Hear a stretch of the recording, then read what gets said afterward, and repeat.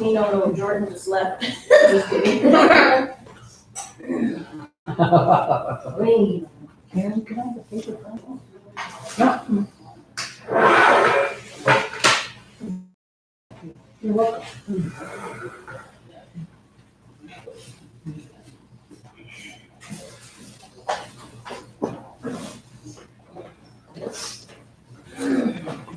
Oh, yeah. Oh, it did.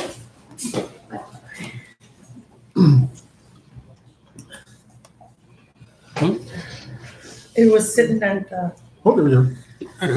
It was sitting in the Facebook. It wouldn't post, but it's there now. Oh, okay. Yeah, probably just. So where is it live at? Okay. On YouTube, Karen? Welcome everybody. We are Yeah, only. at 6 p.m. on January 27th, 2020. This is the evening session of the housing policy presentation. We did have some comments and questions from the previous meeting today, and I do have those written out. So you can post your comments again on the Facebook page. So here's hand the floor over to Scott. Hi, good evening, everybody. Well, thank you for tuning in tonight. We're going to do a housing policy presentation. I know you're not, you can't see the presentation, but we're going to talk a bit about the purpose of a housing policy and what it includes. So one of the things we talk about is what's the purpose of a housing policy? Most people think, well, it's used to evict people. No, that's not the purpose of a housing policy. The purpose of a housing policy is solely to ensure that units are taken care of and that they last 40 or 50 years. A lot of homes off reserve can last 40 or 50 years, but on reserve, they don't last as long. And it's because in our policy, we want to include policies to address maintenance, policies to address how houses are going to be taken care of, and policies on where their money is going to be spent for rental revenues. So we'll work on that. So again, the purpose of a housing policy is so that the housing committee, the housing staff, and chief of council can make decisions on a housing program that are unbiased, transparent, and fair. So one of the things that we're including in our housing policy is the, did you need to say something? Yeah, sorry, I just wanted to also mention, when you go onto the Bonaparte, the Facebook page that we post this link on. If you scroll down, you'll be able to see the presentation and you'll be able to follow along. We posted those links so you can open up the policy as the working draft as well as the presentation. So as I said, we want to deliver housing that's unbiased, transparent, fair. I believe this housing policy will accomplish that because one of the things that we're doing is during the tenant selection process, we're actually going to do anonymous scoring. Anonymous scoring means we have a scoring system set up that scores based on need, and the housing committee and chief of council will not see who the applicants are. They'll see a number and their score. So tenant selection will be based solely on that. So the only time names are revealed is actually when the tenant selection is made. What do you guys think about that? You think that's pretty neat? Yeah. So like I said earlier in my earlier presentation, there was another community I worked in BC, and you know how they did tenant selection there? It was by vote. So people, they would have a meeting and they would say, Scott needs a house, she needs a house, and the community put up their hands. So it was really, if you had a big family, you got a house. So there were single people getting houses, 4-bedroom, 5-bedroom houses, and people in need weren't getting addressed. So I came in and we did. It was overwhelmingly supported by the community because now they could see now it's going to be fair. That people in need are going to. The other thing, when we score applications for housing, we're not going to score everybody. You have to match the house you're going into.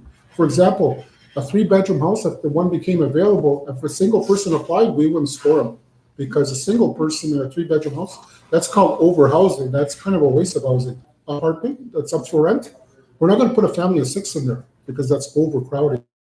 So you have to match the house you're going into. So that's how we're going to score everybody, and it's going to be anonymous. Okay. The other thing too we want to build into this housing policy is ensure that the units are maintained. Not only tenants' responsibilities, but the the band's responsibilities too. So some of our goals, we want to build safe, affordable housing for our members so that they last a long time. And with the cost of hydro and heating costs these days, we want to make sure they're energy efficient. And then one of the great things that, including this housing policy, is we're developing a maintenance plan. We're going to do some. Again, we're going to develop proper maintenance plans. So one of the things that's built into this housing policy is actually annual inspections. So annual inspections, we'll get a qualified inspector to go in there and tell us what's wrong with that unit. Then we'll have a plan of what are we going to address this year. Not all the repairs are going to be taken care of. So one of the repairs is going to base on health and safety first, obviously, and then priority when any repair that's required within a year will be addressed quickly. Cosmetic items are going to be at the bottom of the list, unfortunately. We cannot address cosmetic, like, for example, I don't like the color of my siding. I don't like, I want to paint. We could probably give you paint, but we're strictly looking at health and safety issues. And any repair that will extend the life of the house, those are the type of repairs we're interested in. Okay, so that's one of the things, the great things about this housing policy. The other thing, too, it highlights the tenant responsibilities and the band's responsibilities for so the housing policy addresses all of these areas, and we need to ensure that housing policy is a two-way street. So not only does the band member or tenant have to comply with housing, but so does the band. There's a number of responsibilities that the band has to comply with, including maintaining these units. We had a discussion earlier this afternoon where there was a policy that if someone didn't pay rent, they weren't entitled to repairs. Well, that's not going to happen under this new policy, because at the end of the day, the band owns the houses. So we're going to repair them regardless and ensure that all the health and safety items are taken care of. And then once we start addressing the health and safety, then we can start talking about other repairs that are going to extend the life of the house. So right now, a lot of people think cosmetic repairs are going to be, no. Unfortunately, cosmetic repairs are low priority. So when we do an inspection, we're going to prioritize the repair. Is it a health and safety item where it threatens the health and safety of the tenants? For example, broken stairs, mold, stuff like that we would address right away. Whereas a leaky roof, again, we would look at that right away. Stuff like that, anything that extends the life of the house. And then we want to, obviously doing these extend the life of the house, we want to make sure, sorry, I don't know what's going on. It's not showing up on the screen. Something wrong? Yeah, maybe just mention when you're gonna go on to the next. Okay, so again, the other thing we want to do is extend the useful life of our housing stock. So on some of the CMHC units, one of the things I'm going to recommend to the band is in year 22, year 23, when the mortgage is almost paid off, that the band go in there and do some major repairs before the units are paid off. So you want to, by year 23, year 24, you know what needs to be replaced now? Windows, siding, roofs. They reached the end of their useful life. So we want to make sure they're taken care of before the mortgages are paid off. And then we want to extend the life of those houses. Those are the type of repairs we want to do. And then our ultimate goal actually is we want to do home ownership someday.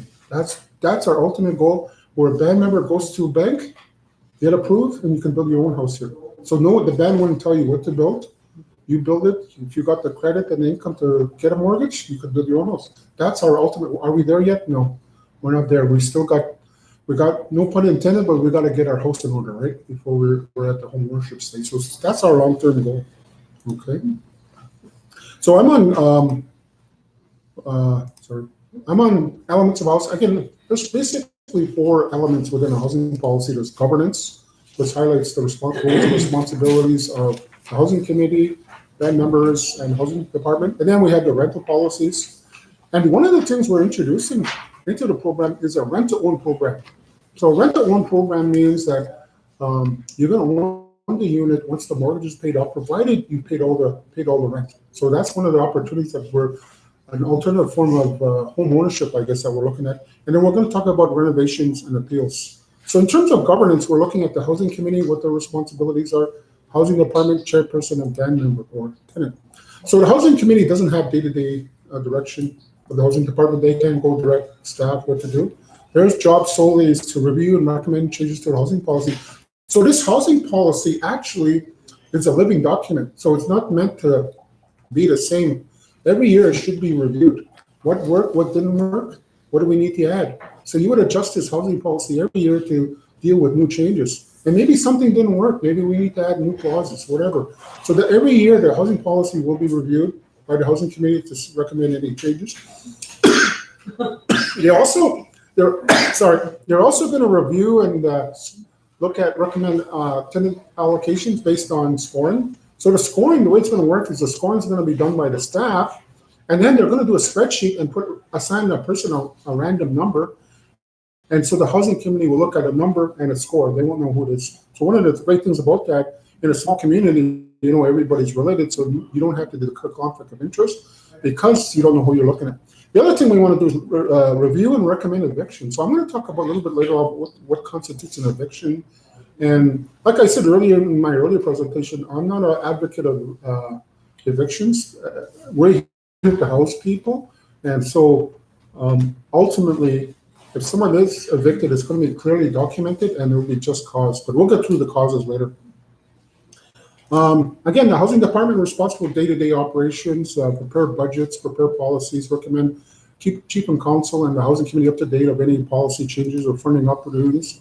Again, they got to oversee construction or renovations, making sure that the jobs are being done well, the renovation before, during, and after the renovations being taken care of. Again, score all housing applications that they get and forward it to the housing committee, and ultimately chief and council for final selection. Sorry. And then there's a chairperson. Who's our chairperson right now? Is there a chief? They're all standing members of the committee. Okay, we don't have a chairperson, but their roles and responsibility are also highlighted in the housing policy in case they need one. Again, really to call, maintain order, and then when there's call for recommendation, make sure everybody's had an opportunity to speak, and then call for a roll call. Okay. What about the band member or the tenant? Well, one of their things that once we get the rental regime going, you're going to have to start paying rent on time and regularly.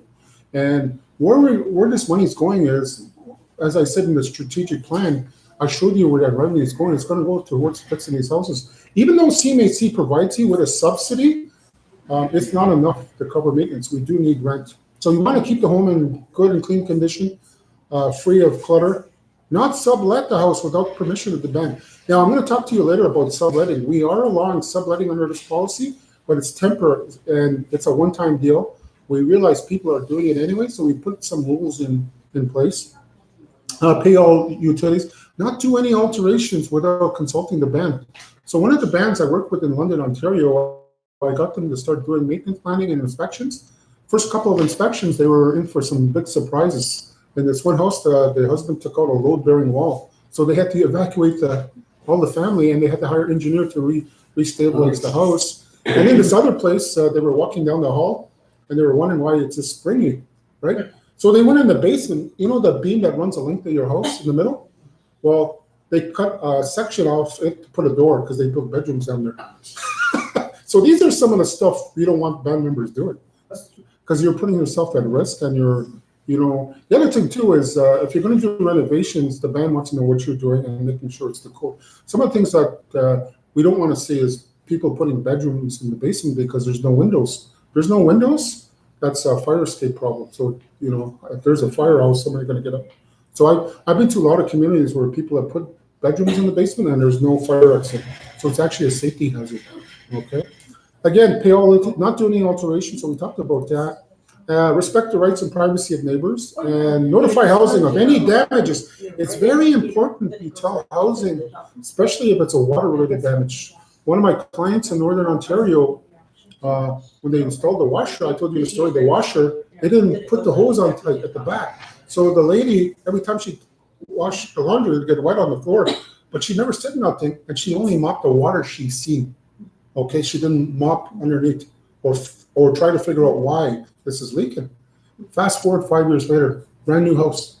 They had to leave. It was all moldy. The new bathroom had to be torn up. $50,000 damage. So the band asked me whose fault was that. Well, I said both of you. The tenant because they didn't tell you there's a water leak, and the band because they never did inspections. If you done inspections, you would have caught this.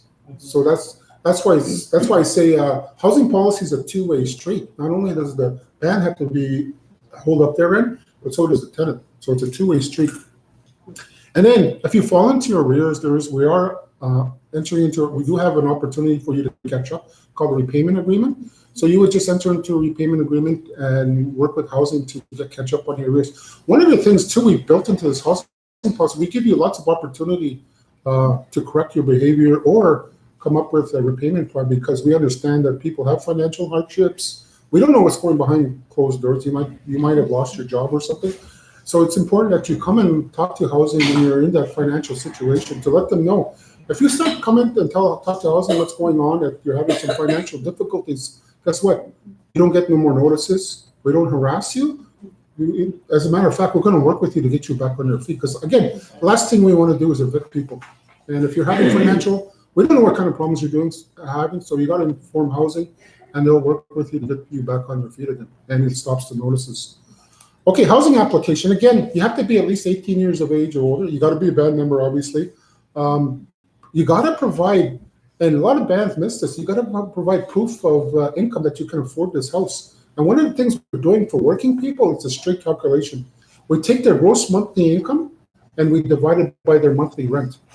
If their factor is 3.0 or higher, that means they can afford that house. You know why? Because they're spending less than 1/3 of their house income on housing. So they, in theory, can afford it.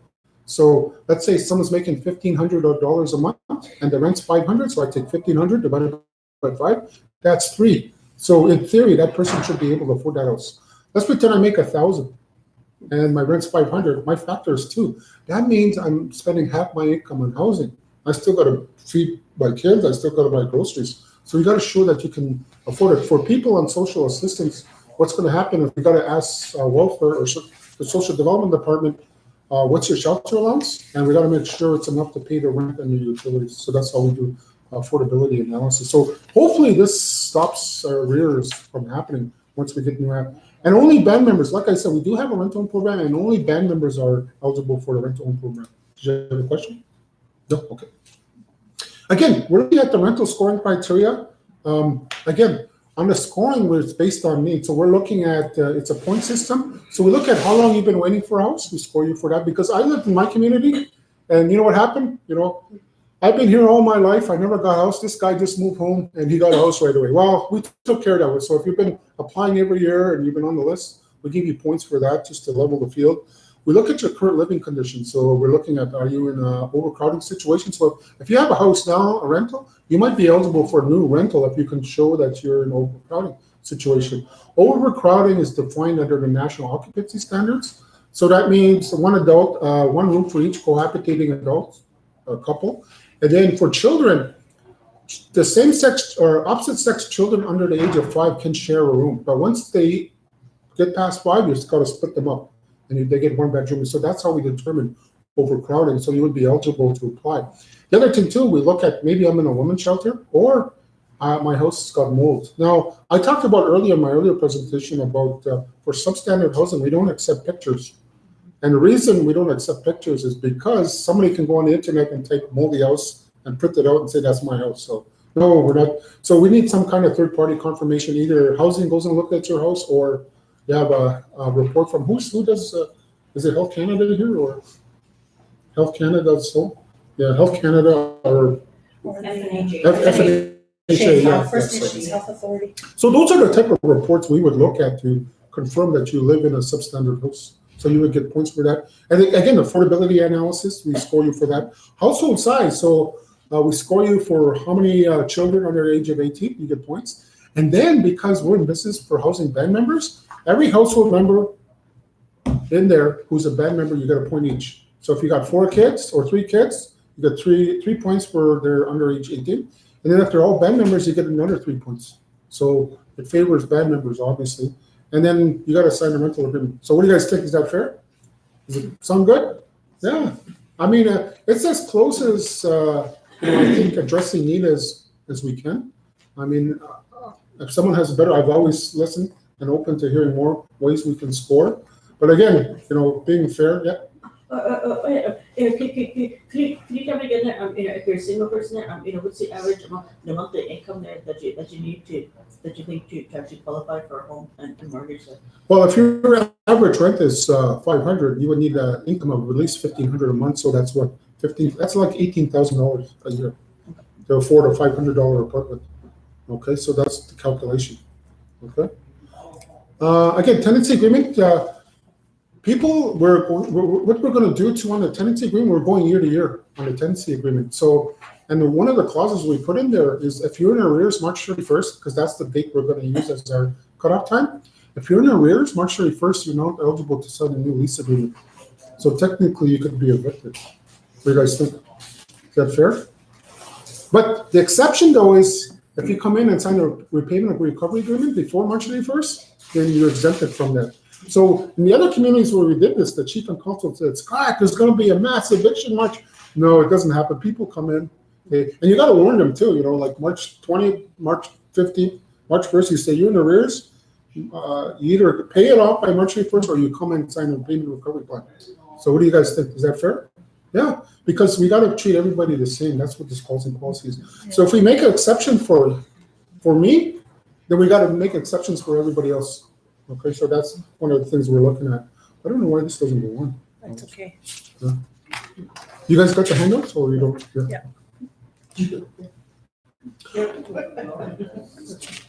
Again, we're looking at subleasing. It's called transferring in the policy, and we know what's happening. It's happening all across Canada. So a lot of First Nations want this in their policy. So they're putting criteria. You have to apply, and then you have to state why you're doing the transfer. It's a temporary. So we looked at 3 criteria. We're looking at health related. Maybe I have to go to Vancouver for treatment, or they're looking at education. Like I'm going to out a contract in another city, and they're just going for a year or 2. Then they'll allow it. So, but you got to come back. Sorry. So I have a question about if they have an ongoing employment, Yeah. how does that look? Well, if they, what do you mean, like they have to leave? Yeah, and it's an ongoing job. It's not something that they can. And then we would probably ask them to go to the unit because you're going to be gone. Because what we designed this was for a one-time deal. Because there's a shortage of housing here. If you don't need housing and you're in another community, we're going to have to surrender your house. I hate to say that, but if you're going only a 1-year contract, 2-year contract, and you're coming back, then yeah. But the thing of it is, when people like they go up north, they stay in camp, I don't think they should be even off of their home. Okay. Yeah. If it's That's a rental. seasonal, Oh, seasonal. Yeah, seasonal would be okay. then there's seasonal workers. Oh, yeah. No, I think that would be okay. I mean, it's a case-by-case basis, and the housing committee would make that decision. It doesn't say, because it also says case-by-case, so there are special circumstances that may arise, so it's not carved in stone. So, again, the thing though is, we let you pick the tenant. But it's got to be a band member. It can't be this guy from Ontario. It's got to be a band member, and you got to pick somebody responsible. Because if that person leaves arrears and damages the house, you know who's on the hook? You are. So don't pick your brother Joe who likes to party to trash your house because you're going to be held responsible. Pick Aunt Mary who goes to church every Sunday and pays her bills. That's who you want to put in there. So the band signs a sublease agreement with that subtenant. It doesn't go to Vancouver here. It's between that. Okay. So abandoned units, we look at abandoned units. Abandoned units are units that are not occupied for more than 30 days and where there's rent arrears and utilities are not being paid. Again, we provide notice, confirm residency. I don't think this happens here very often, abandonment. So there's a few. Yeah. So we're going to go out of our way. We're going to send you registered mail. We're going to send you try to email you, Facebook you, phone you, take the letter to your door. You have to confirm your residency within 15 days. If we don't hear from you, that means we think you've abandoned your unit, so we'll reallocate it. What do you guys think? Is that fair? Because there is a shortage of housing here. What's that? If you ever get that snow. Oh, yeah. Okay, death of a tenant on a rental project. If there is a death of a tenant, it goes to the next of kin. So spouse, adult children, legal guardian, minor children, parents, siblings. Again, if none of the children want it or none of the family, then it will be reallocated. But I don't think that's going to happen here. I think everybody, yeah. So if there's a death in the family and all the children and that are registered in different bands and they all have their own homes somewhere else, what about that house that could be utilized for somebody who is a band member? Yeah. In here, I think the housing committee, when we reviewed it, they said for non-band member spouse, they would let them live there for at least 3 years. So, because I understand there's a lot of non-band member spouses. As for children, I think it still has to be a band member, right? That's one of the, hopefully, what's the practice now? Is it, has there been this is the normal practice everywhere. What's the practice, has that ever happened? Yeah, I think it's, well, by law, it's 6 months. Yeah, And- yeah, we had originally put 180 days. Yeah, and then we extended it. Would be the time that you guys would decide what is fair. Is it fair to have it for 3 years, or is it fair because if the homeowner say if the person is deceased, are they then caring for the children as well? Is there children in home, or is there dependents in home that they're caring for that are band members? So what is fair? How is that gonna look to be fair, right? So And then if we that don't- goes into an MRP law, so it kind of touches a little bit on that.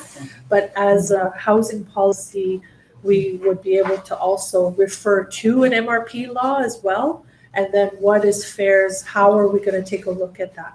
How are we gonna break that down? And I understand that the band is currently working on an MRP policy which addresses non-band member rights as it relates to housing. Yeah. In the either death of a tenant or marital breakup. And it's a long legal document. It is. It's a big process, so you have to hire a lawyer. Yeah. You have to have community sessions, and then Yeah. the community has to vote because it becomes a bylaw. So it's a long process. And it becomes very heated and very emotional because it's a delicate situation. It's very Yes. sensitive to a lot of community members. So it's tough. That's why I always tell bands, get an MRP law. So the housing policy, it says, if you have your own MRP, I would just say, as per MRP, follow. Yeah. I wouldn't have Does to. anybody know what an MRP is? It's A a mar- matrimonial real property law, so that pertains to a couple with one that's from the reserve and one that's off, right? Mhm. And so if we don't develop something from us here as a Statows law, then we have to adhere to The court. the courts, like what's been passed throughout Canada.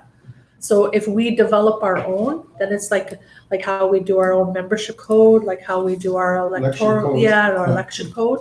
So then that's how we can have it more defined as to what it will state in ours. So it is a long process. It'll be like this. It'll be going through. So to just give you an idea, that there was this court case in Nova Scotia where a non-band member got the ownership of the house over the band member child.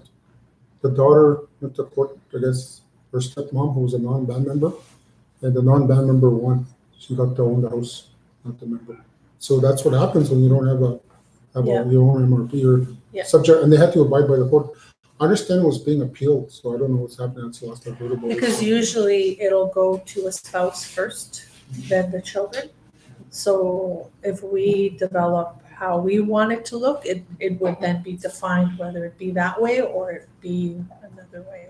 And then we go through numerous processes in order to get that adopted here.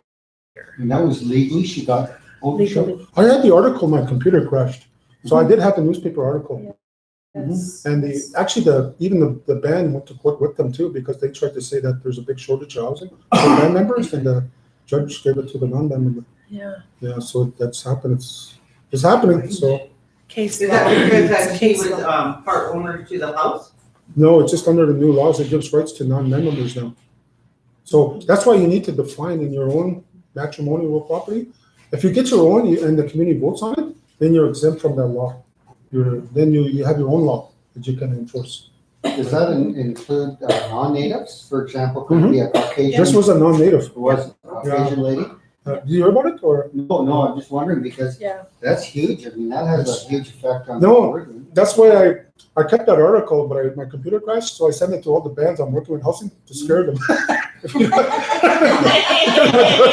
Scared would actually make them aware. Yes, Yeah. yes, yeah. and you have to attend those workshops. I don't get into it because you need a lawyer. It's very, it has to be lawyered up. It's because of the legal reasons. So it's quite intense, and from what I've seen in other communities, it's, those meetings are very emotional, because there's a lot of people married to non-members, Yeah. so they're concerned. Was this person in a social housing unit? CP unit, CP? CP unit, Oh, really? she was in a CP unit, Yeah. wasn't a bad home, Okay. so that's what happened. So, That's scary stuff. yes, so. Again, I can understand why they did that law, it was to prevent, so non-members had some certain rights, they never had rights before, so that's one of the reasons, so.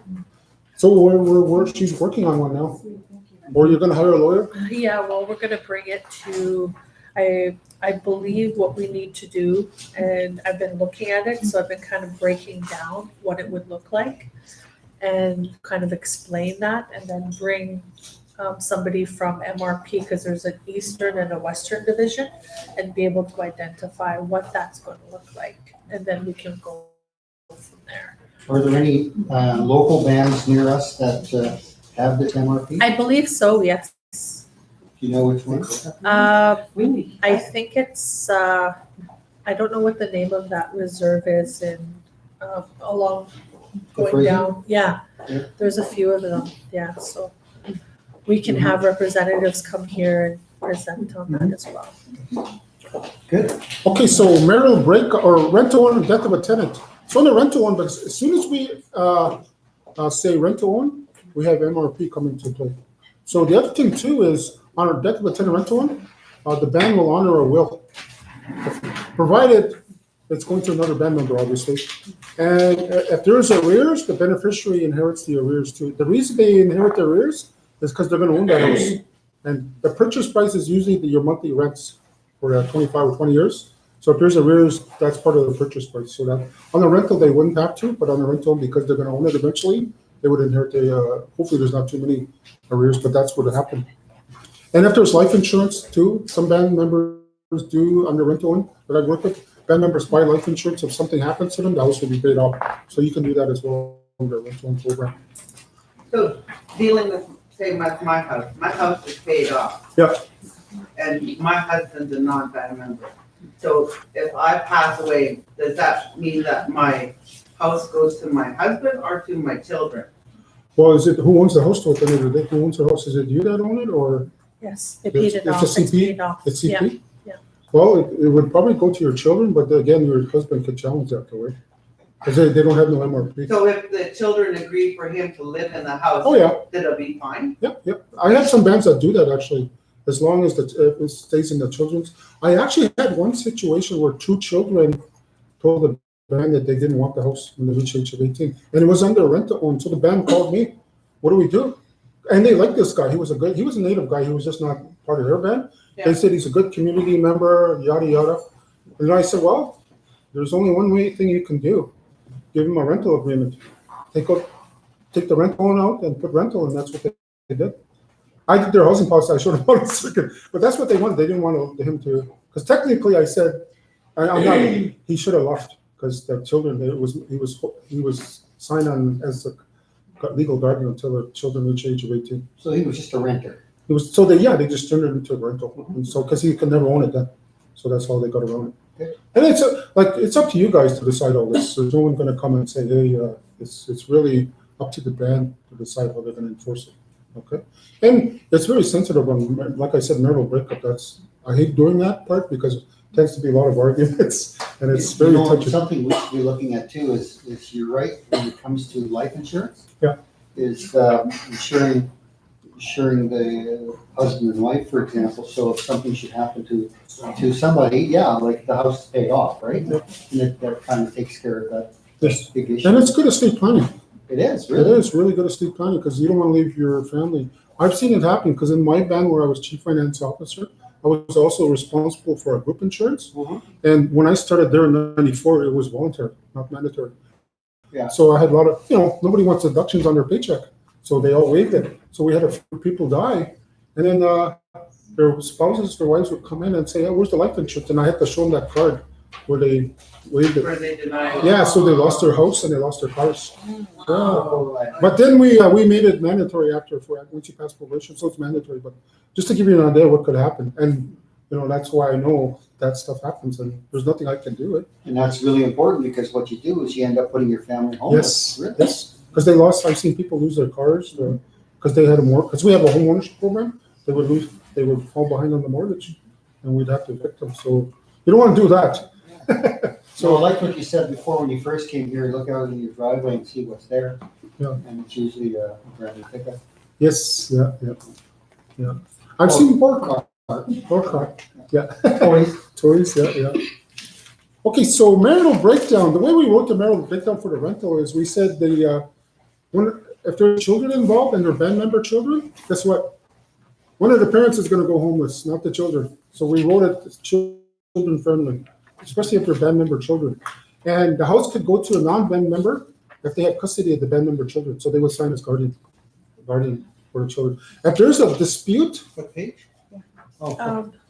It's on this one, it's Okay. not numbered, it just says on. So if there is a dispute between the custody battle between both parents, in the legal document, it says that we'll put the tenant's name as the children for the time being until the custody battle is decided. Okay. So where both members are band members, well, if it's a band member and non-band member on a marital breakup and there's no children, then it goes to the band member, obviously, unless children are involved. Where both parties are band members and they can't agree who's going to get the house. If you can't agree, the band will have to get involved, and what we're going to do is we're going to score both people. So we hope that if there is a marital breakup, you guys settle out between yourselves who's going to get to rent the house. And if you can't decide, then the band will have to make that decision for you.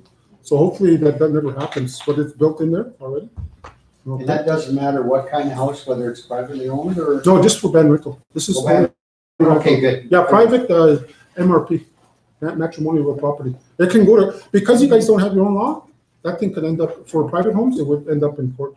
And just like that Nova Scotia case I was talking about, that could potentially happen. So the stuff I'm talking about on the death and everything, it's for band rentals, so band, not private. Yeah. Okay, so marital breakdown, again, for rent to own, because we introduced own, and you guys don't have what we wrote in the policy is that it'll fall on the Family Unreserved Matrimonial Interest Rights Act of 2013, or until Bonaparte develops their own MRP law. So that's why I said you got to get your law, and you guys decide. What happens if there's marital breakup? What happens if there's death? So you would decide. The community as a whole. Yeah. Is there anything in the, with the policy, the people turning it into range land? Into what? Is there anything in the policy there, that states, is a homeowner, can't turn it into range land? Because I find there's lots of ranges up here. Okay, no, I don't think no, that's the first time that's, so she said something about range. Yeah, I just don't think that they should be allowed to have ranges. It's just gross.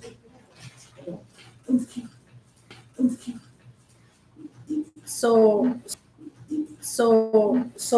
the question is, basically that a rental not to be changed into a range. Yeah. Into a what? Rangeland. Oh, like a ranch? No, and if somebody's, renting their property and they, don't yet own it, they shouldn't be allowed to have their horses and cows beside. Oh, okay. Yeah. Oh, okay. So you just decide one day that you're gonna bring in cattle and horses. I guess that would part of your rental agreement, though, would it not? Yeah, because actually in the rental agreement, the lease agreement, it talks about pets, but you can also add livestock, no livestock. Because it there's talks about- also like a hobby farm, I guess you would call it a hobby farm, when people have like chickens and whatnot, like. You would want to put that in your rental agreement, I'm sure. So there is a section in the lease agreement that Yeah. covers pets, but you can also add livestock. Because when my kids were younger, I had pigs and chickens and turkeys in my backyard. And I had my neighbors complaining, and then I told them that they were gonna complain. They could buy my food for my kids for the winter. I'm serious. Really, yeah? Okay, yeah. Because it's expensive to buy food and it was cheaper just to raise them. Yeah. So when they quit complaining though. when I told them if they could buy my food for the winter and for the rest of my kids' life, then fine. Is that a common practice here? Lots of people have livestock in their yards, or? I see that actually in BC quite a bit. It's around here. In Ontario, it's the dogs. In BC, I see horses. Right down to Astro, there's a horse, actually. Yeah, right under the bridge. Yeah, as you go across the bridge, there's a house down there with a horse right in their yard, right under the bridge. I think more and more young people are raising their own food. Yeah. Yeah. And gardens, like, Yeah. yeah. Gardens are okay, but not. So, like I said, your housing policy would be updated every year. If you see this as a problem, you would update your housing policy to deal with that. I wasn't aware of that situation here, so that's the first time I'm hearing about it. I But did that's one a good in question. Alberta where She- what they did was because they got lots of land, there's one reserve. When you got a rental, people would build a fence like a mile long and come across. We had to put up in the housing policy, you can't do a 1 kilometer fence. You're not allowed. Because the housing manager said, you gotta see this, when you move in, people, if you don't stop them, they'll build their fence a mile long and claim everything, so that's happened, almost like you're arranging thing, eh? Yeah. Yeah, so. But out there too, all the houses are surrounded by, because they have free cattle on the whole reserve. Free So, range? yeah, And they just kind of meander wherever? yeah, and then when I first went there was fences all around the houses, and I said, well, how come there's fences? Keep the cattle out. Then because they have cattle guards at all the entrances, eh? Yeah. There's cattle guard grills, so there's cattle, like free ranging chickens, I guess. Okay, so rental default. So we talked about, again, once we get our financial records up to date and we're financed, so, notices are sent out. There's 3 notices before so we look at 10 days, 20 days, and 30 days. If we don't hear from you in 30 days, we'll give you 10 days to come in and do something, or you're evicted. So now this is where I'm gonna say, if you're having financial problems, social problems, or whatever, and you know you can't make the rent this month, come and see housing. Because this will stop all these notices. You won't get them. Because like I said in my opening remarks, I'm not an advocate of evictions. If you're having financial problems, whatever, you gotta come and see housing and we'll help you get you back on your feet to a repayment plan. So last thing we wanna do is evict people. That's not what we wanna do. So if you know you're not gonna afford the rent or you just don't have the money this month, you gotta come and talk to housing right away. Tell them this is what's happening. I'm working out a repayment plan. Maybe I lost my job. How long does it take to get unemployment? You don't even get unemployment if you quit your job or fire. If you quit, I don't think you do. I think if you get fired too. Same thing, right? Yeah. I think it's like 6 or 8 weeks. Yeah, so, At yeah, least that, eh? Yeah. yeah, so If you're laid off. if you're laid off and you're not gonna get a paycheck right Yeah. away, you know what, we're gonna work with you and we'll until you get back on your feet. So, like I said, if you know you're not gonna afford the rent, come and see housing. It stops all those notices right away. Because we wanna work with you. If you ignore these notices though, there will be some consequence, unfortunately. We don't wanna do it, so again, every effort will be made to avoid eviction. Now, when I started in my early presentation, I talked about this band called me and said, this one band member, he's paying rent 4 times a year and we can't evict him. So I said, let me see your housing. So they emailed me their housing policy. I read it. And I said, by God, you're right, you can evict him.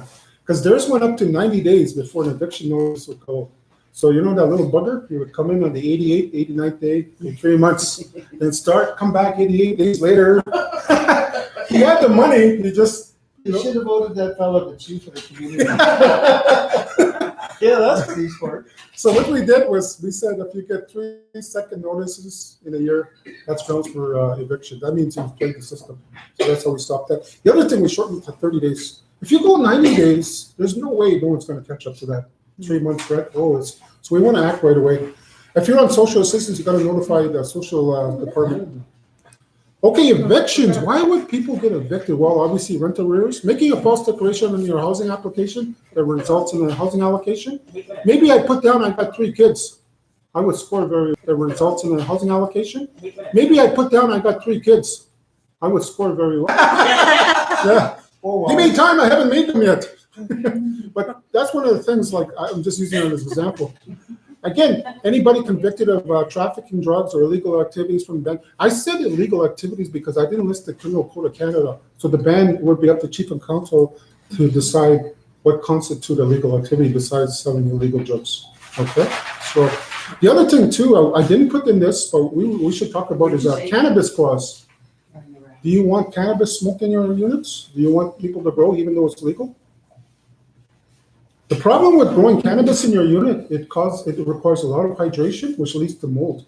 So have you ever heard of those shows where they grow drugs in houses? Yes. They're all condemned because of the mold. So it's a health and safety issue. And the other thing too, if someone's smoking marijuana and they're, you guys have a 4-plex here or 2-plex? No, No? we used to have a duplex one time. Yeah, and on a duplex, I don't care how thick those walls are, your neighbor's gonna smell the marijuana. So if you're interfering with your neighbor's quiet enjoyment, then you have to do something. So you could put some marijuana. Again, tenants ongoing disturbance or willful damage. Now, willful damage, there's a new term that we've coined recently.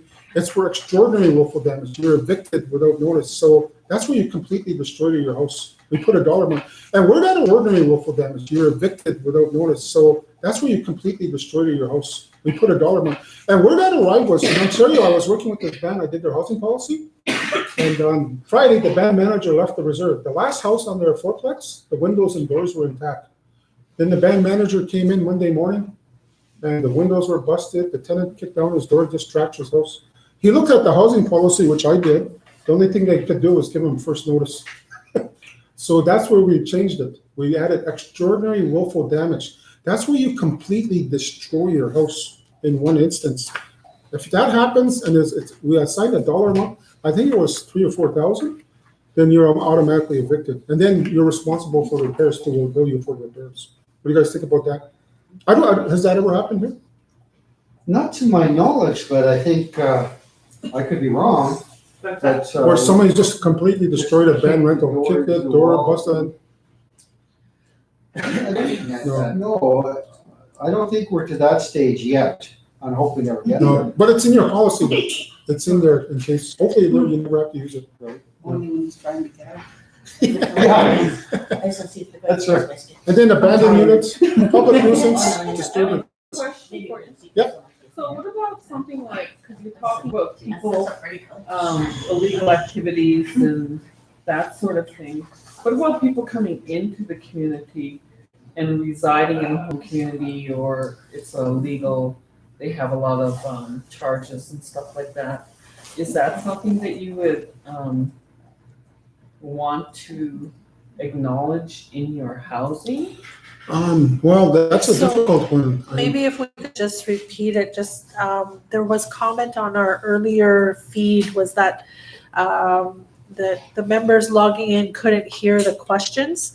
So I just want to repeat the question. So it's if a band member is residing on the reserve and has a partner that's from another community that is not from here, but another community, and they've been, is that banished or? Yeah, just like evicted out of the community. Okay, for evicted out whatever. of their community, and how does that look like in our? They're evicted for, whatever the charges were, got them out of their community, then they want to come and reside in our community. Is that something that you would put into your housing No, somewhere, no. or is that just? I usually a different recommend legal bands. order, or- Yeah, well, I usually recommend bands if they want something like that, to have a tenant residency code.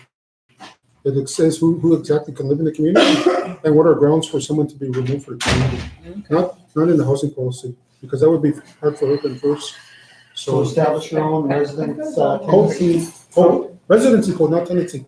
Residency deals with everybody here. Private, it says who can live here, and if you're not a member, this is what you gotta do if you want to reside here. Your spouse. So if you've been charged as a pedophile and we don't want you in our Yeah, community. you could put that in there. Yeah, or you could require criminal checks. Again, so it wouldn't be in the housing policy, no. It's in the residency code. You would do the residency code. So Yeah, have you ever heard of that, residency Yeah, I code? got it. Yeah. Yeah, okay, yeah. So I had one band that tried to do that in the housing policy, but I told them, you gotta do a residency code. I mean, if you want something like that, my band does that as well. So we have a policy for non-band members, non-band members. It's called a law. So they have rights, but they also can be removed if they're a threat to, if the chief and council think they're a threat to the community. There's BCR, you don't even need a you can BCR people off, right? Really? Yeah,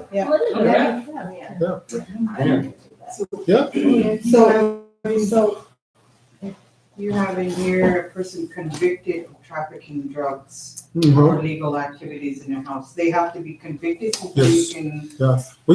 Yeah, they have to have their day in court, unfortunately. I know some bands go ahead and kick people out if they're discharged. But if you wanted, if the community thinks if you're charged, should you be evicted? I don't know.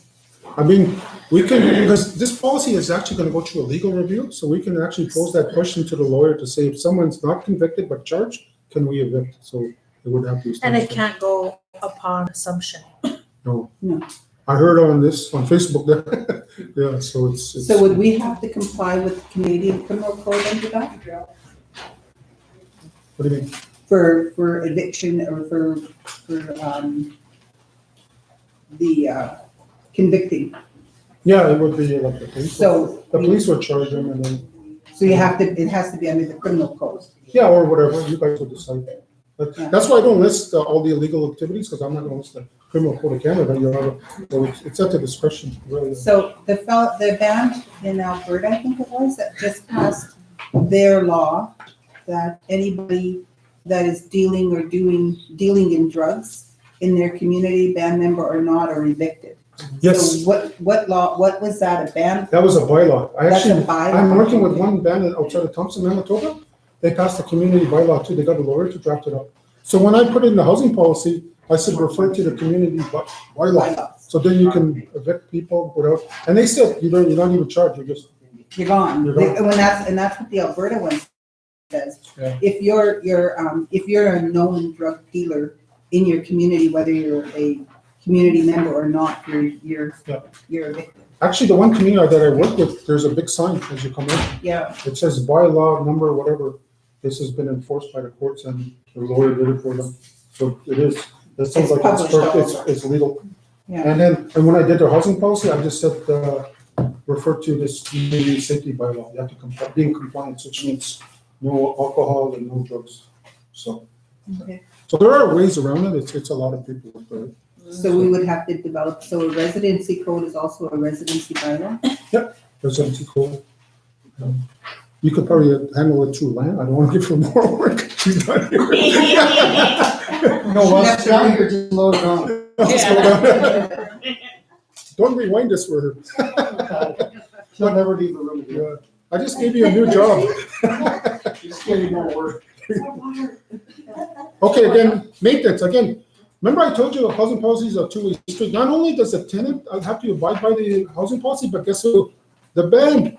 It's a two-way street. That's why I tell chief and council, it can't be just the tenant. Yeah, so that means there are certain maintenance responsibilities that the band's responsible for. Roofs, plumbing, major structural work, hot water tanks. I'll just list you some examples. Now, I know it was common practice for a lot of bands that, oh, if you're not paying, we're not fixing your house.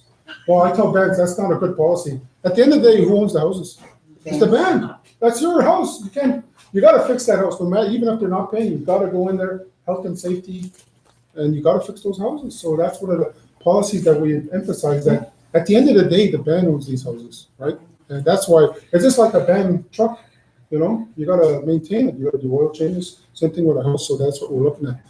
And then, we're looking at rental housing maintenance, so what are the tenant responsibilities? Again, they're responsible for repairs due to negligence and tenant abuse. Again, we want you to report any break in the equipment, if there's a water leak, electrical. We don't want you fixing electrical, you gotta let us know. And we're gonna make sure that if it's, and we're gonna publish a tenant handbook in conjunction with your strategic plan. We're gonna be doing a tenant handbook. In the tenant handbook, it's gonna list all your responsibilities and give you some tips on what to do for mold, if there's bed bugs, stuff like that, it's all in there. But we're also gonna have a phone number, I guess, Eventually, we're gonna have a phone number so that people can call when something breaks, if it's on the weekend. Because I told telehousing, stuff doesn't break Monday to Friday from 9 to 5. Stuff breaks Saturday morning, Sunday night, someone has to be in. So they're developing a system where they're gonna have one phone and a band employee will have to carry that phone on the weekends. They can't shut it off or go in the basement. And then that's what my band does. They share a phone, one cell phone, one number. So a band employee always on call during the weekends if the house, there's damage. Like especially like if it's a plumbing issue, you don't want to fix it Monday morning be leaking, so we gotta make sure that, stuff is done. Keep unit clean, free of garbage and junk cars. That's like that. I was just in Newfoundland last week, same thing, junk cars. You know, they're environmental hazard. You got your kids playing there, your dogs. What is it leaking? Antifreeze? Gas line, brake line? Yeah, it's an environmental headache, right? So we're looking at junk cars, you know, like Fords.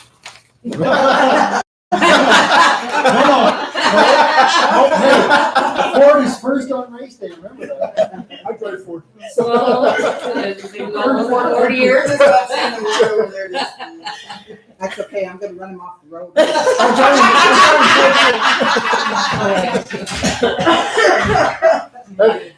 What color? Okay, this is the one thing on the next slide, rental housing. I'm sorry it's not up there, but this is the one thing I'm really excited, inspections. This is what's gonna make these houses last longer. So when you get a new house and you move in, there's gonna be a move-in inspection, and we're gonna do a mini maintenance workshop with you. This is how you change your breaker, this is how you change the stove element. We're gonna show you what you're responsible, and you're required to attend that session. If you don't attend that session, you don't get the keys. Simple as that, okay? You know, just jumping back to what you said before about people coming in to do maintenance. Yep. Electrical, that is one thing that we should really put in our policies, that if you're gonna do electrical work, you must be a journeyman or a certified electrician. Yep. We got a lot of people who are jack of all trades, you know, and they'll go in and they'll play and they'll get it going, especially that.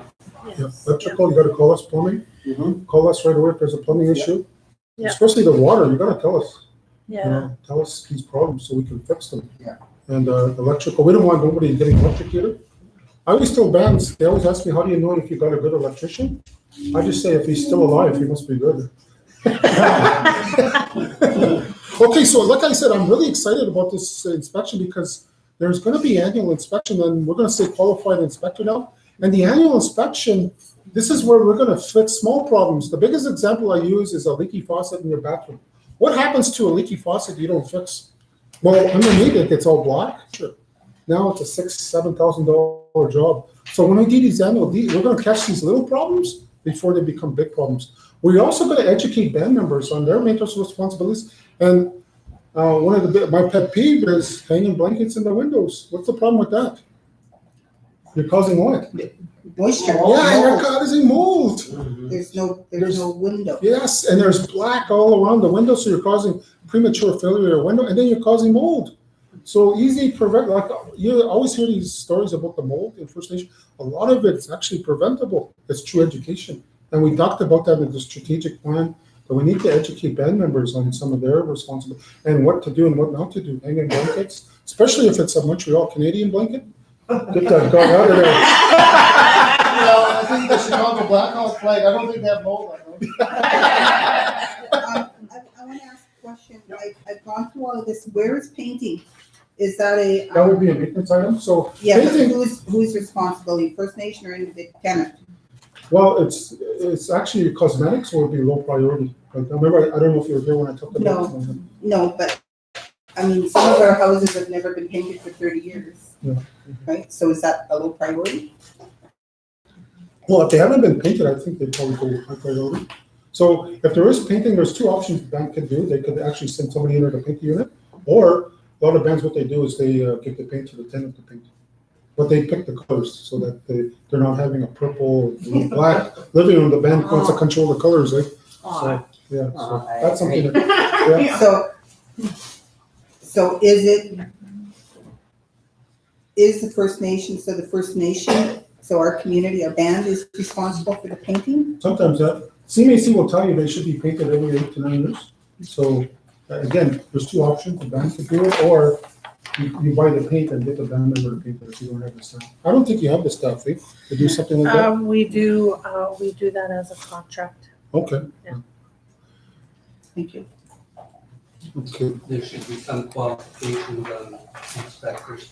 Yeah, we talked about that earlier. Okay.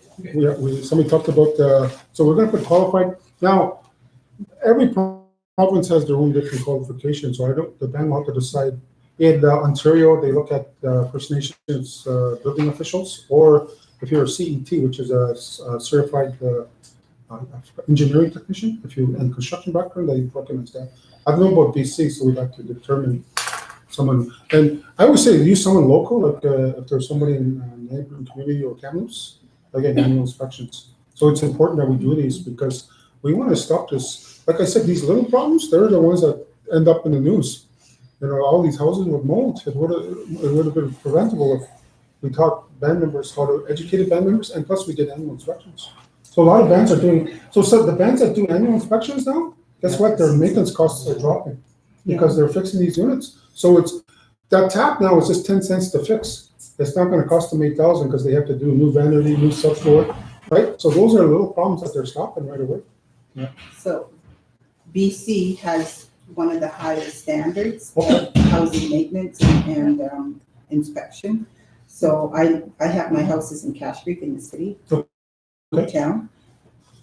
I have to have an inspection every 2 years, and it's got to be a gold seal inspection, and I have to have that before my taxes are due, every 2 years. I never heard of that. Yeah, we have to, and you have to have, I have to pay for it for them to come in, but you have to have it every 2 years. What happens if you don't have it?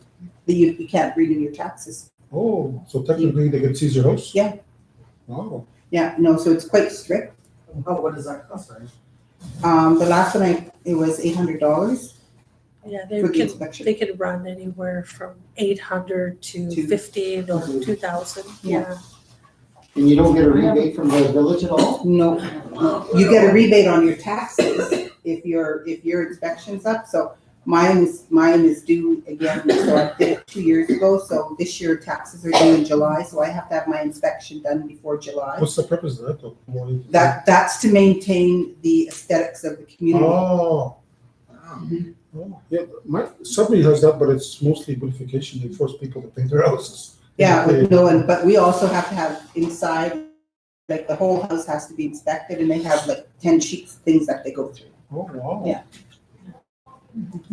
When you're talking about inspections, the one thing I was wondering is, when they do the home, when they go in, they inspect it annually, but we have people who are doing renos in the homes, and I'm just wondering where you capture that, because once the reno's done, it should be inspected. Yes, we talked about that today. Oh, did we already talk about that? Okay, I missed that part. No, we said we're gonna just start doing like a 10% holdback, and they're gonna do like a 40, so that there's a final inspection before contractors pay. So that's standard actually anywhere. That's off reserve. Yeah, and it hasn't happened here though, because I know of people who've had renos done in their home, Yeah, and everything has been, they've identified problems, and it's been years, and they have not come back and No. corrected those it was things. brought up today. Yeah, Yes. yeah, we just started doing that. Mhm. Those holdbacks are in effect now. That's We nice. do contracts. Mhm. Yeah. Yeah, so that's something that's gonna be worked on, and it's a good practice too. It's a standard. So there is appeal process built. Any decision that's made on this housing policy that affects you, you're entitled to appeal. You got to do it within 15 days. You try to. We designed it. It can't be. It has to be a legitimate appeal. It can't be Maryland hates me appeal. That's not an appeal. You have to show a reason, and if it's unjust, unfair, you have to show. You have to write down what's unfair, where we went wrong, and what you want us to do to fix it. Okay, but one of the things though, before we go to council, we always said, let's try to solve it now. So they'll meet with Maryland, maybe housing committee. And if they can't solve it, then we go to chief and council. And then that's where the tenant writes out what they feel. Then the housing manager would write there why we did this decision. And then chief and council will decide ultimately. But their decision is final. That's it. There's no appeal. What do you guys think? It's fair. Anything can be appealed here. But again, it has to be legitimate though. It can't be, and we put the criteria here. It has to be either your omission of information or the policy's wrong, or you find it's fair or unjust. So we put in the policy so you have grounds, you list your grounds and then why. And then you wanna list how you want the band to fix it. And it goes to council. What do you guys think? You don't have to do a presentation, you just have to write out. Yeah. So a lot of people thought they have to do presentations so they won't appeal. But no, you don't have to do. You just write your stuff out, and you don't even have to go to the appeal. You'll just keep writing. It's because it'll probably be a closed door meeting or in camera session. So that's how. No, I think everybody should have some kind of. Oh, yeah. Yeah. And the other thing too is, like I said, if something doesn't work in this housing policy, you guys got to update it every year. This document should not stay the same for the next 10 years. Yeah. You have to change it every year. Yeah. What worked, what didn't work, so Marilyn will, or someone in housing will document what worked, what didn't work. Maybe we need to change this, maybe we need to make the arrears policy less lean, I don't know. Maybe that's just some of the stuff you would look at. Maybe our maintenance wasn't doing so well, maybe we'll say every 6 months now instead of annual, I don't know. It's up to you. I have one band that does inspections every 6 months, but they have the resources to do that, so it's up to you. Can I just ask them? Yeah. So this document right here that you guys are talking about is going to be the document that it's actually, that you're working on, and that's what we're gonna be using? Yep. Okay. It's gonna get a legal review on it too, so it's going to the lawyers too. So you're gonna have this meeting, you had one more, and you're having another meeting, and then this is gonna be what we're gonna be following? Is that the plan then? Well, the plan is we're gonna have some more sessions in Vancouver possibly for all reserve. Yeah. And then we'll go to the housing committee with all the comments, and then they'll review it, then they'll recommend it for approval to council, then I go to council. So it's still a long process though. So there's lots of, we're doing the consultations now, asking people what they think. And then we got a lot of comments this afternoon, we wrote that we're gonna make some changes already. And then eventually we'll end up at the housing committee. And then they'll review it, we'll send them out, we'll tell them our comments, and I'll go through it with them. And then it's their job to recommend it to council for approval. Then I come back and I meet with your council. Now I do 2 meetings with the council. So I present the draft and then ask any questions. And then I come back for a second meeting, because I don't want them to approve it on the spot. They can give them some time to review it. Then I come back a couple of weeks later for the final presentation. I talk to them, are you ready to approve it? If not, what's wrong?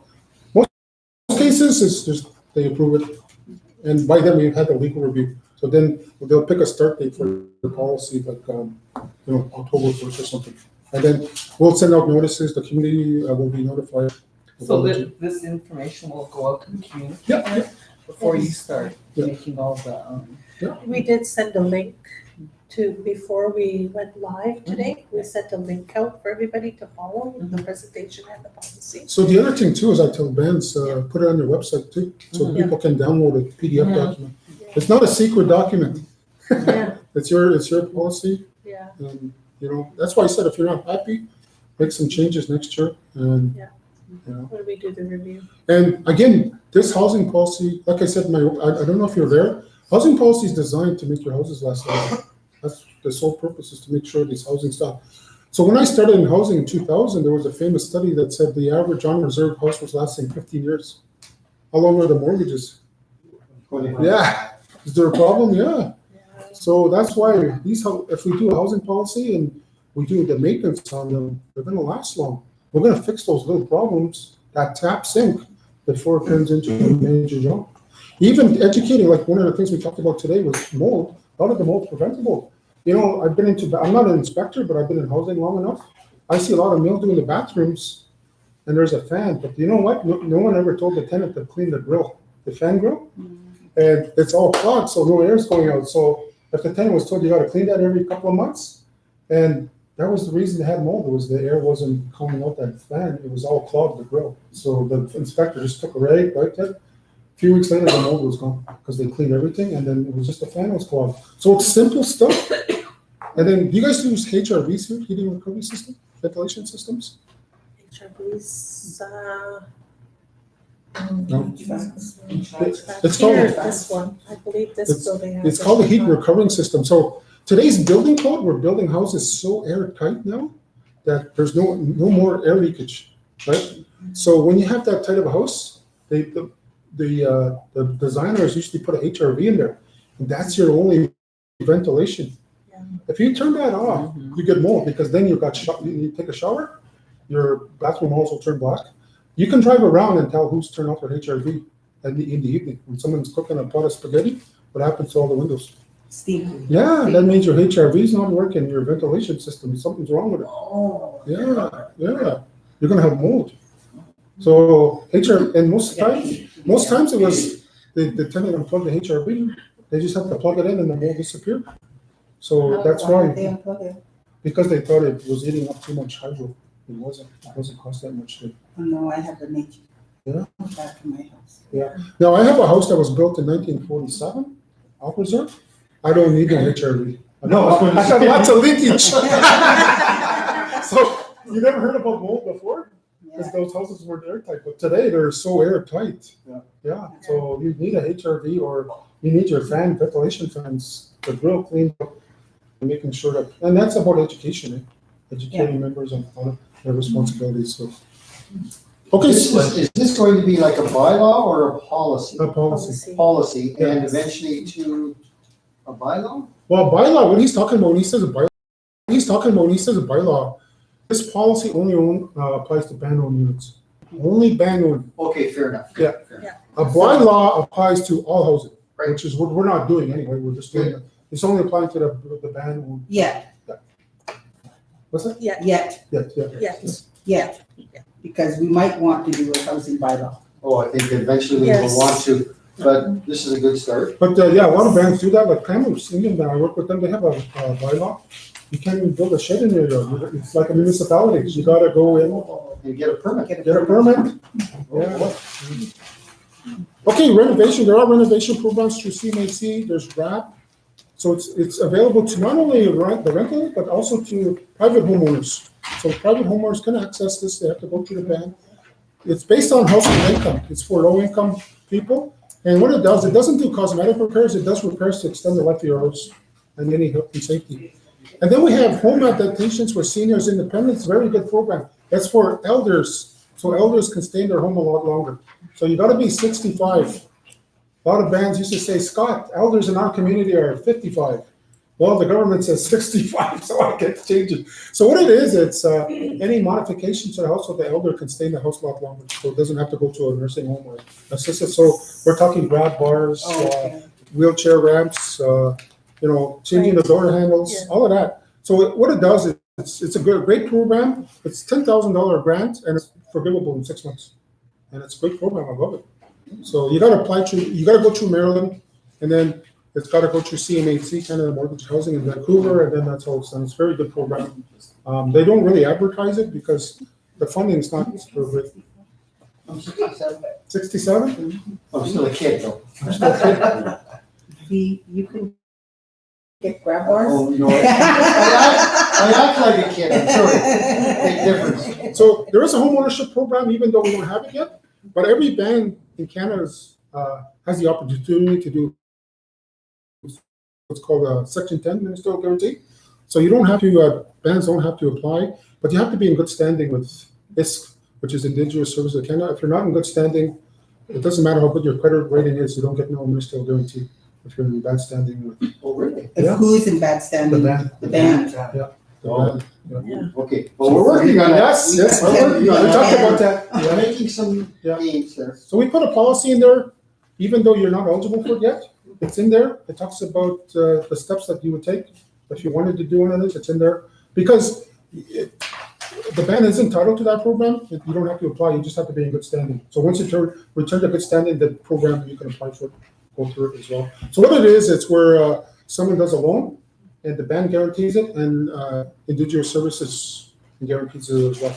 So it's called ministerial guarantee. And what it does is it just tells the bank if there's a default, Bonaparte will pay out the default. If Bonaparte doesn't pay, they can go to Indigenous Services Canada and they'll pay out the mortgage, but then they take it off your funding. So at the end of the day, Bonaparte will pay. So But this is an independent mortgage, so if I wanted to build a house on reserve, and I did it ministerial.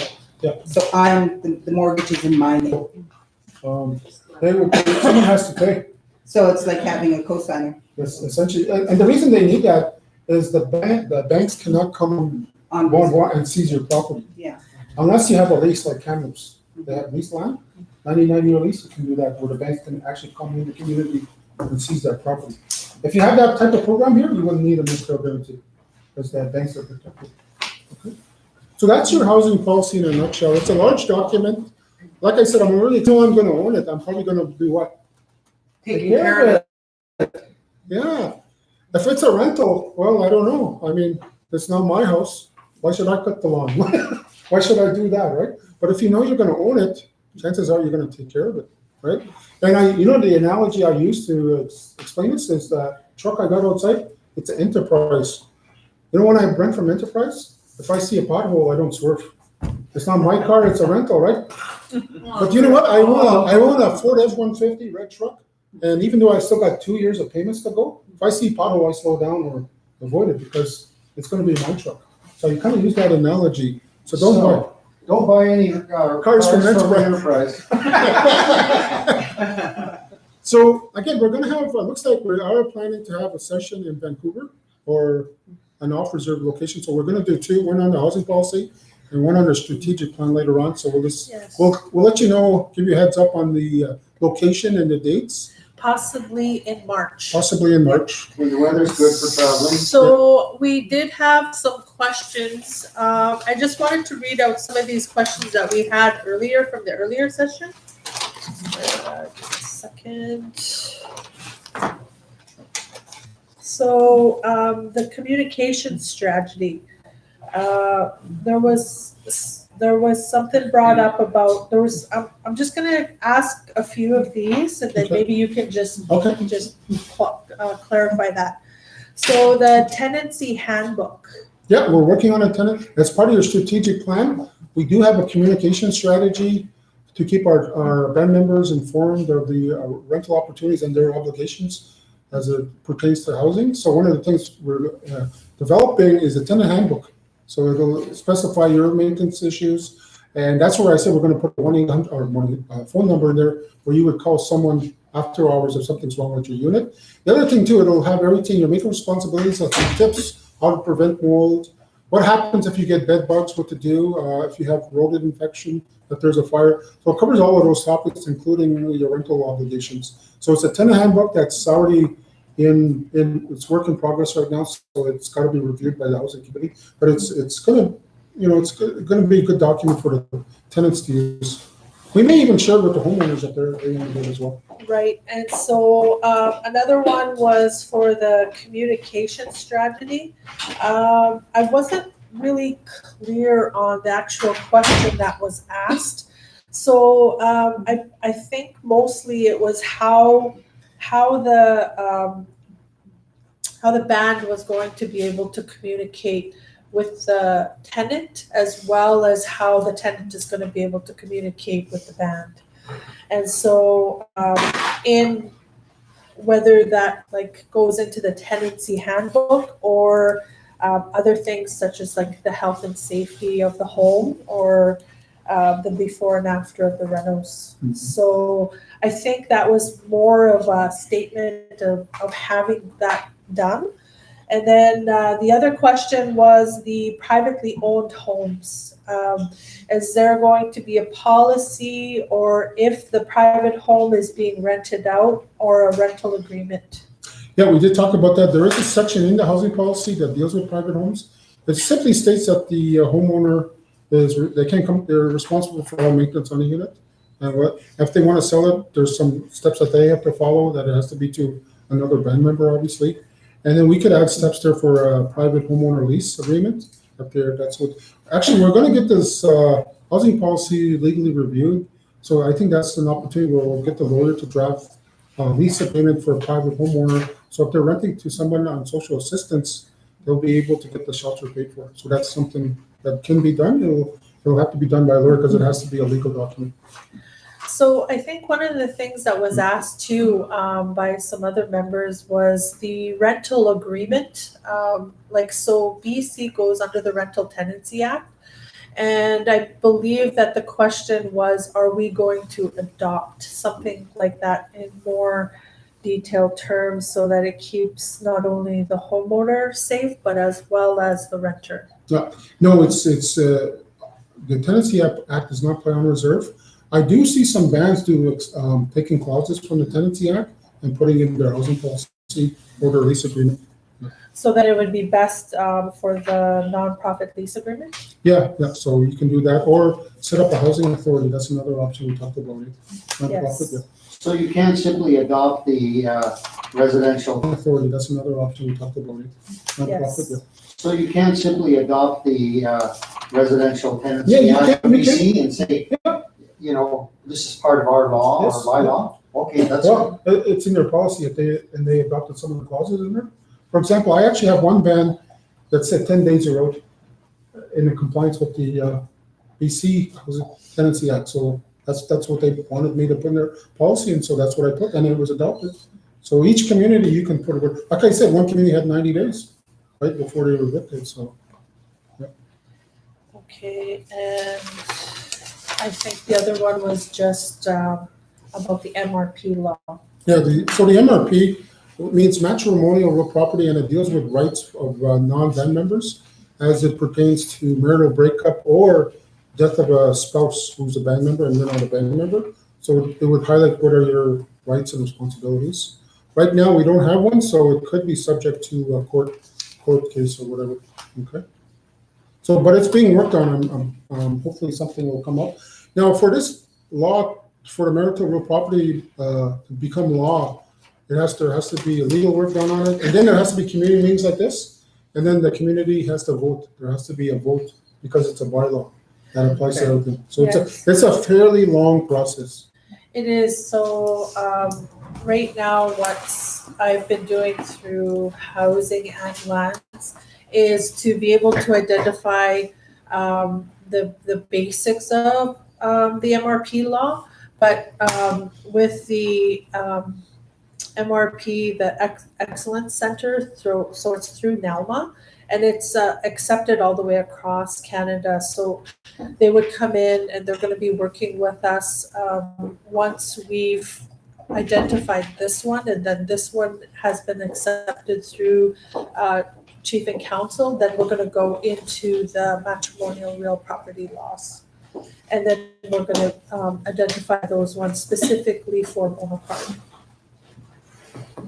So those are all the questions that we had from this afternoon. So thank you. So we're gonna, like I said, we're gonna do another presentation on the housing policy in Vancouver. We'll keep you updated, and plus the strategic plan as well. So, okay, so that's it. Thank you. Thank you. Have a good night. How well attended was the earlier version? Oh, there was today? Yeah. Oh, there was like 5 people here, 5, 6. But there was people